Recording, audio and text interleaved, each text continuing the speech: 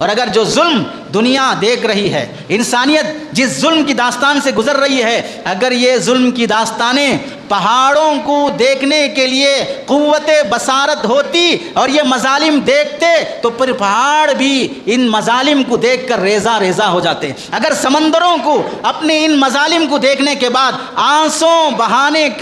کی طاقت اللہ انہیں نوازتے تو ان مظالم کو دیکھ کر سمندر کا پانی بھی خشک ہو جاتا۔ ان مظالم کو دیکھنے کے بعد درندوں کو اپنی درندگی پر شرمندگی آتی ہے کہ کیسے مظالم ڈھائے جا رہے ہیں۔ ان مظالم کو دیکھنے کے بعد تاریخ میں جن کو ظالم شمار کیا گیا، ہٹلر ہو، ہلاکو خاں ہو، چنگیز خاں ہو، نمرود ہو، فرعون ہو، حجاج بن یوسف ہو، جن کو تاریخ نے ظالم کہا ہے، وہ اگر ان مظالم کو دیکھ لیں تو پھر تاریخ سے وہ مطالبہ کریں گے ظالموں کی فہرست سے ہمارے نام ہٹا کر ہندوستان کے ظالموں کے نام لکھے جائیں جو ہم سے زیادہ ظلم کر رہے ہیں۔ ان مظالم کو دیکھنے کے بعد وہ مائیں، وہ